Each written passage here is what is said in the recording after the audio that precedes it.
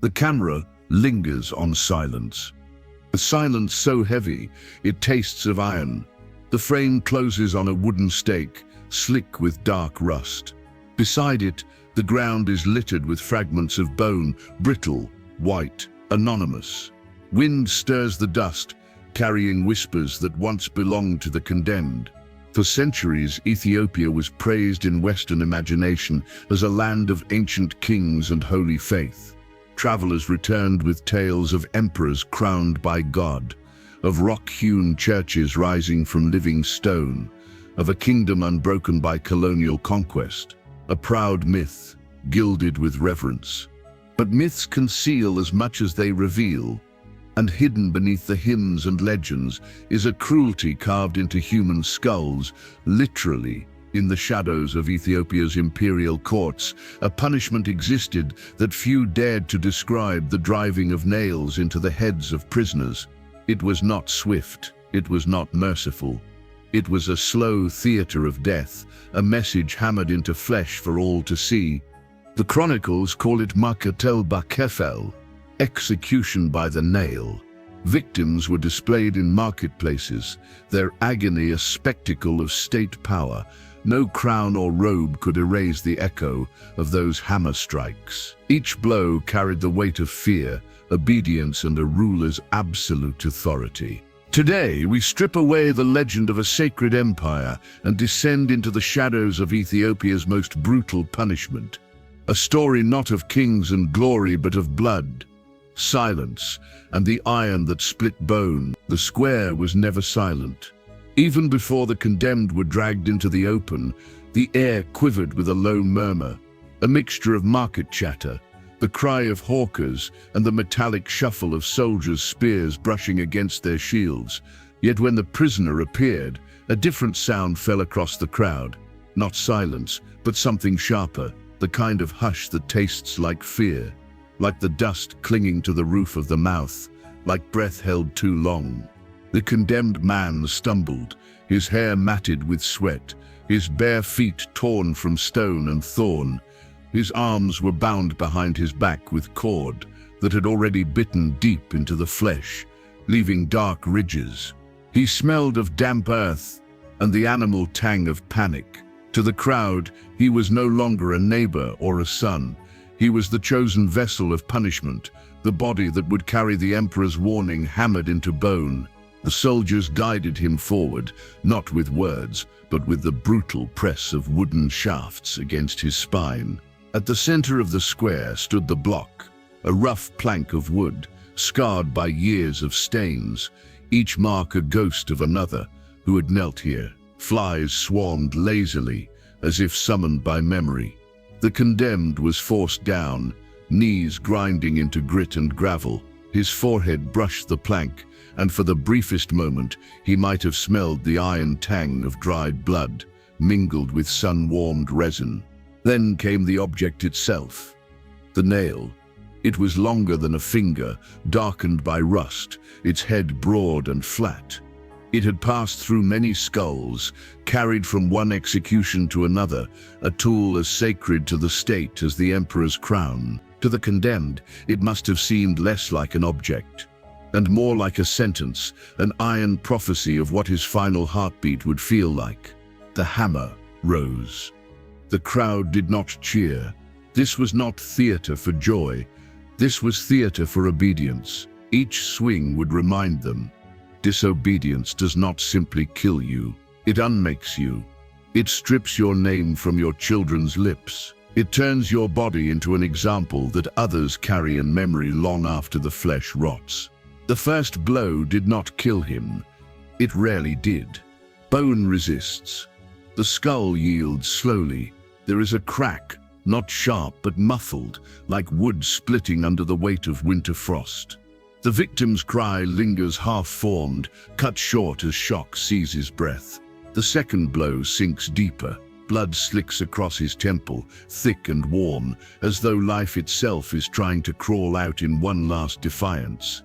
Around him the crowd stares. Mothers clutch children closer. Traders press their lips tight, as if silence could shield them from the image now burned into their minds. No one looks away, because looking away is dangerous. To turn your head is to declare sympathy. To weep is to invite suspicion, so they swallow their fear and fix their eyes on the act, as though watching could make them safe. The hammer strikes again. Flesh gives way. The nail sinks until its head rests flush against the skin. The condemned shudders once, then hangs limp, as though the nail has fastened him, not only to the plank, but to silence itself. For the rulers, this was never about justice. It was about permanence. A sword can cut, fire can burn, but both vanish quickly. A nail in the skull remains in memory, echoing like a bell struck deep inside the mind. It told the living the empire is not a throne of gold and faith, it is an iron spike waiting above your head. And when the soldiers lifted the body, displaying the ruin to the crowd, the lesson was clear. Power is not worn as a crown. Power is hammered into flesh, driven through bone, until even the dead carry its mark. The drumbeat always came first. A slow, deliberate rhythm that seemed to throb beneath the ribs of every listener. Each strike against hide and wood was both announcement and warning. The emperor was not far, and justice, or what passed for it, would soon be displayed. People poured into the open ground as if summoned by instinct, drawn not by curiosity but by necessity. To be absent was to risk suspicion. To fail to witness was to mark yourself as unfaithful. The emperor never hurried. His arrival was staged like a sacred procession. Gold-threaded cloth caught the sun, jewels sparkled like fragments of fire, and the fragrance of incense drifted thick through the air, masking the sour stench of sweat and dust. Yet behind the spectacle lay a different truth, a truth that seeped from every sharpened spear and every hooded executioner who stood ready.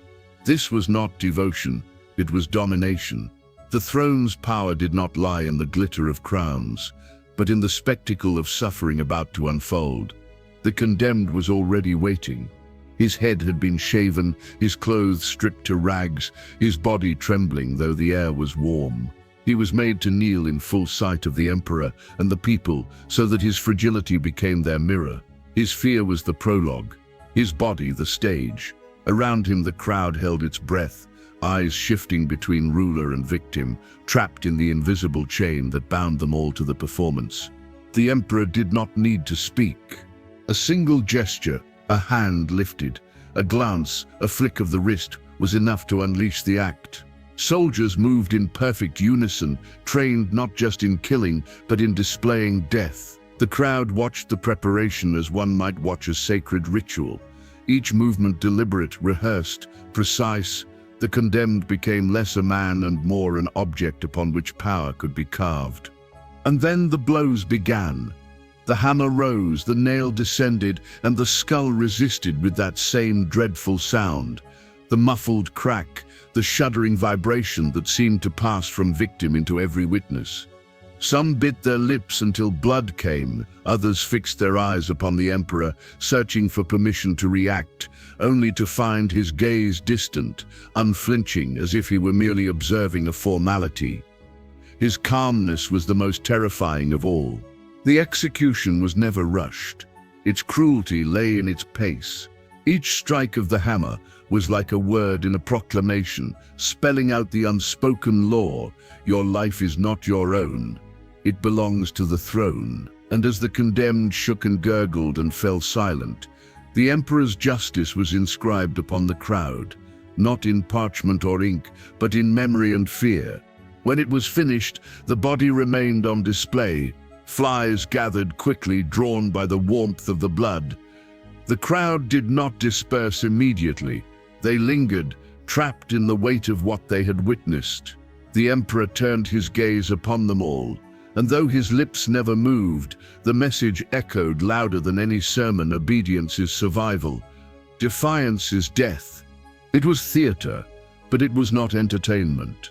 It was theater of necessity, theater of dread. The emperor played his role not as actor, but as God, seated above, his silence the final curtain. And the people, unwilling spectators, carried the performance home with them. They whispered it to their children, dreamt of it in restless sleep, and woke each day with its shadow pressed against their hearts. Thus the empire endured, not by law alone, not by faith alone, but by spectacle. Power was never simply possessed. It was displayed, staged, hammered into bone in front of eyes that could not look away. And long after the drums ceased, long after the emperor departed in perfumed triumph, the echo of the hammer remained, beating in the skulls of the living. Morning in the marketplace carried the same rhythm each day. The smell of roasted grain, of sweat, of animal hides stretched taut in the sun.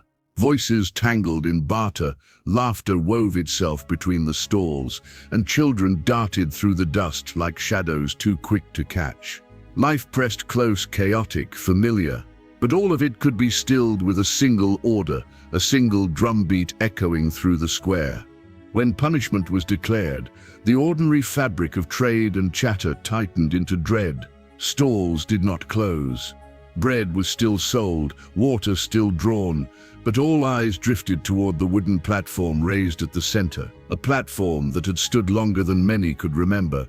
Its boards darkened not by age alone, but by the stains of bodies broken upon it. The condemned was dragged forward through the same paths where merchants had walked moments earlier. His steps left small patches of blood across the dust, red soaking into the same earth that bore the prints of livestock and children's bare feet. No one could ignore it. His suffering crossed into their lives, stitched into the ordinary weave of their day. To buy food, to sell cloth, to greet a neighbor, it all unfolded under the shadow of his agony. Women clutched baskets tighter, men stared down at the ground, and children, wide-eyed, were pulled behind their mothers' skirts, yet forced to witness all the same. The execution was not hidden. It was part of the square itself, inseparable from the life around it. The smell of fresh fruit mingled with the metallic sting of blood. The cry of a dying man tangled with the bleating of goats. And when the hammer struck, when the nail cracked through skull and silence, the market did not vanish. It absorbed the sound, swallowed it whole, and continued beating with that new rhythm inside its chest. There was no escape. Even within churches, the scent of incense could not smother the memory of what had been seen outside. Even in homes, with shutters drawn, ears still carried the echo of screams that once split the marketplace. The community itself became the stage, every soul made to play their role, the watcher, the silent mourner, the obedient subject. And so death became as ordinary as trade. Every loaf of bread passed from hand to hand seemed brushed by the same dust that held a man's last breath. Every jug of wine tasted faintly of fear. No transaction was untouched, no family unstained. To live in the market was to live inside the theater of punishment, where the line between daily life and death's performance blurred until neither could exist without the other. When evening fell, the square did not rest. The body often remained, nailed in place, left as reminder. Merchants dismantled their stalls in silence. Children hurried home, and the last embers of day settled on the plank where blood had dried black against the wood. And tomorrow, when the sun returned, the same space would carry both laughter and dread, bread and death in the same breath. In such a world, brutality was not an interruption. It was the heartbeat beneath every bargain, the whisper inside every prayer.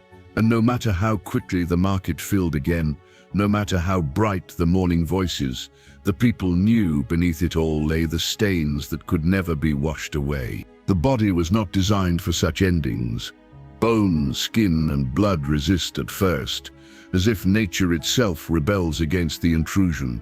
Yet resistance is only delay. When the nail descends, the skull yields by degrees. Each fraction of an inch a slow betrayal of flesh. Pain blooms not as a single strike, but as waves that spread through marrow and muscle, each one sharper than the last, until the body is no longer a vessel of life, but an echo chamber for suffering. The first sensation is shock, the mind clawing to deny what has begun. a blinding flash behind the eyes, the roar of blood rushing too quickly, the staggering confusion of breath that cannot find rhythm. Victims tremble not because of weakness, but because their nerves ignite with fire, every sinew screaming at once. Some convulse, some collapse into themselves, yet all are trapped inside the same cage, their own unrelenting awareness. There is no mercy in speed. The hammer rises and falls with deliberate rhythm, and each pause between strikes is its own torture. In those moments of waiting, the condemned knows what is coming, feels the weight of the next blow before it lands. Anticipation is its own wound. When iron meets bone again, the crack reverberates not just in the skull, but through the body entire, sending shivers down the spine, tearing coherence from thought. The world narrows into pain alone. Blood spreads warm against the skin, sticky, metallic, the scent rising thick into the air. It coats hair, drips into eyes, mingles with tears that blur vision into a haze of red. The mouth opens, but words cannot form. Sound breaks apart into guttural cries, half-breaths, animal groans that no longer belong to the person but to the body itself. Identity phrase. A man ceases to be a man. He becomes only pain, hammered into silence. This was the purpose. Death was not enough. A sword could have ended life swiftly. A rope could have taken breath in minutes. But nails offered a slower unraveling, a spectacle where suffering itself was displayed, prolonged, magnified. It was terror made visible.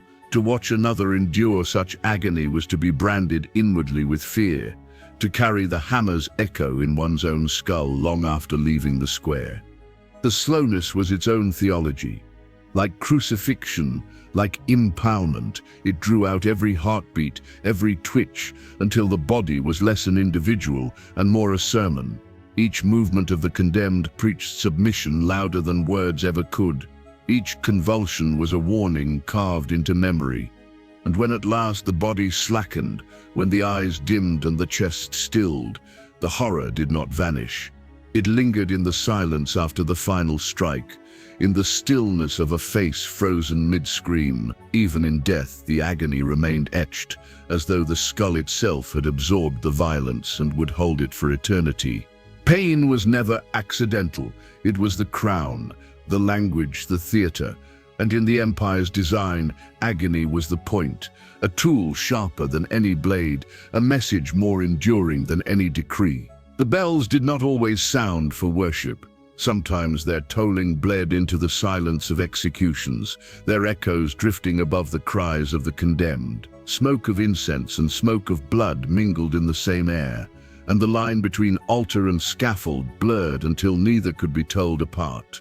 Priests stood near the spectacle, their robes gleaming white, their lips moving in prayers not for the dying but for the throne that ordered it. Holy words wrapped themselves around the hammer and the nail, consecrating cruelty with the weight of divine approval. To the trembling crowd, the message was unmistakable. This was not merely justice, it was God's will manifest in bone and iron. The condemned were often branded as heretics, traitors, or enemies of heaven.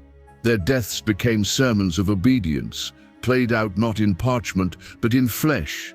When the nail split skull, it was framed as a cleansing, a purging of evil, a sacrifice that sealed the empire's covenant with the divine. The blood was no longer only human, it was reframed as offering.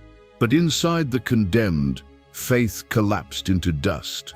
Eyes searched the heavens for mercy and found only an empty sky. Lips whispered prayers that dissolved into screams.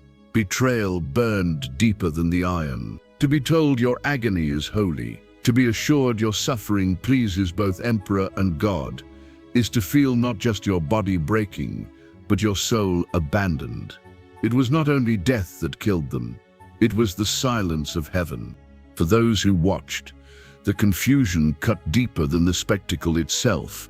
Mothers clutched their children, whispering that obedience was safety, that prayer was protection, even as the evidence before their eyes told a different story. Faith became a knot of dread. Believe, obey, submit, or find yourself on the platform with the nail poised above your head. The church's incense choked the air, meant to mask the stench of gore, but only deepening it. Ritual and punishment fused until even the sacred felt contaminated. Icons gazed down from their painted panels, eyes wide and golden, unmoving as men's skulls were shattered below. The crowd saw them and wondered, do those painted saints watch with pity or with approval? Do they weep or do they smile? No answer came, only the hammer. This was the cruelty of holy justification. The spectacle wore the mask of righteousness. It told the people that obedience was not merely political, it was eternal. To defy the emperor was to defy heaven. To pity the condemned was to invite suspicion of heresy. And so silence became a form of worship, as necessary as prayer itself. The victims were left nameless in the chronicles, remembered only by the role they played in the theater of divine punishment. Their humanity erased, their pain rebranded as sacred proof. They became warnings draped in holiness, their cries twisted into hymns of obedience, and when their bodies were carried away, dumped into unmarked graves, the memory lingered, not of them, but of the emperor and his god, fused together in dread.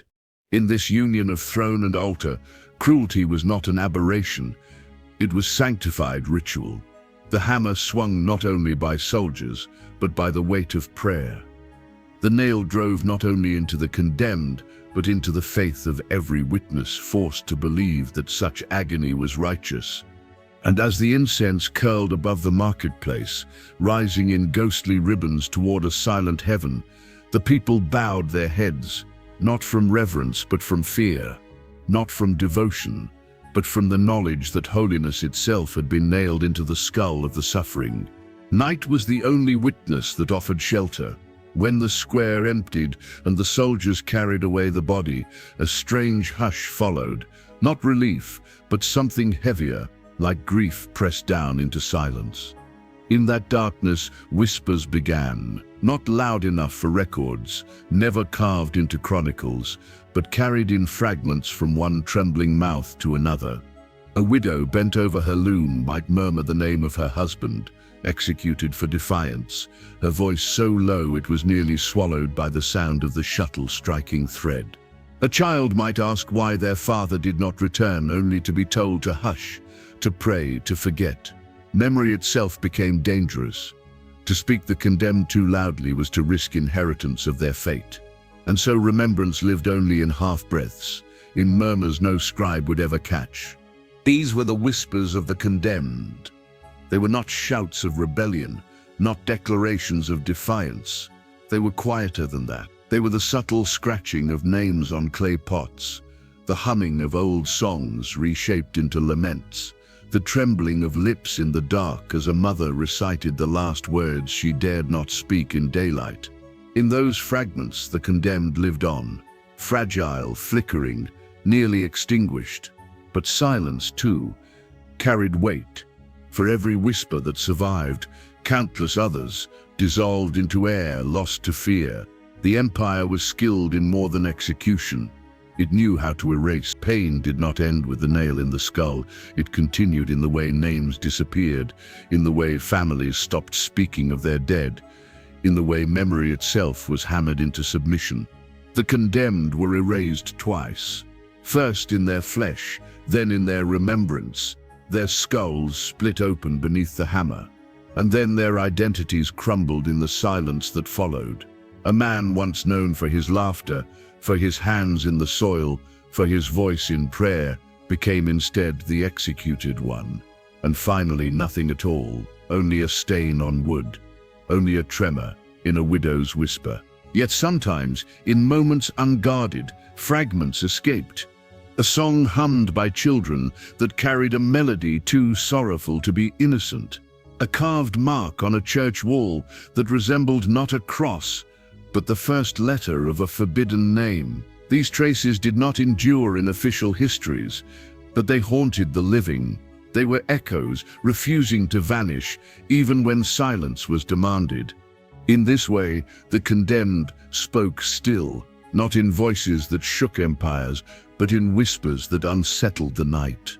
Their presence lingered in every pause, every uneasy glance, every prayer that trembled between faith and fear. And so the empire succeeded in erasing them from records, but never entirely from memory. For memory does not need ink to survive. It hides in whispers, in breath, in the fragile persistence of grief. And though the condemned were left without graves, without monuments, without names, their whispers remained faint as the rustle of wind, fragile as candle flame, yet impossible to extinguish completely. They came with notebooks and quills, with sketchbooks and curious eyes, their boots crunching across the same dust where blood had long since dried. Foreign travelers, merchants, missionaries, and envoys, they entered Ethiopia not as silent witnesses, but as collectors of images, eager to carry stories back across oceans. To them, the executions were not private griefs or whispers of the condemned. They were spectacles to be recorded, filtered through the lens of their own ambitions. The hammer's echo that paralyzed the crowd was, for these outsiders, transformed into words on a page, into exaggerated tales told in candlelit parlors far from the square. Some described the cruelty with revulsion, painting Ethiopia as barbaric, a land drenched in primitive blood rites. Others told it with fascination, weaving the emperor's punishments into exotic fables that entertained audiences who would never smell the incense mixing with gore, who would never feel the dread that clenched the lungs of those forced to watch. In the colonial gaze, Ethiopia became a paradox, a noble Christian kingdom, ancient and unbowed, yet simultaneously savage, terrifying, a land where nails pierced skulls under banners of faith. These contradictions were not mistakes. They were weapons. To exalt Ethiopia was to frame it as miraculous exception. To vilify Ethiopia was to justify intrusion. Both flattened the condemned into props, stripped of their humanity, used not for memory but for narrative. The widows who whispered their griefs were never recorded. The children who trembled at the sight of a nailed skull were never drawn into the sketches. Instead, foreign pens captured only the spectacle, never the silence that followed. Pain became an artifact, a curiosity, another detail to prove a point to readers who would never know the weight of watching their neighbor broken on the block. And in those distorted pages, the condemned were lost a second time. Their suffering was abstracted into metaphor, their screams muffled into rhetoric.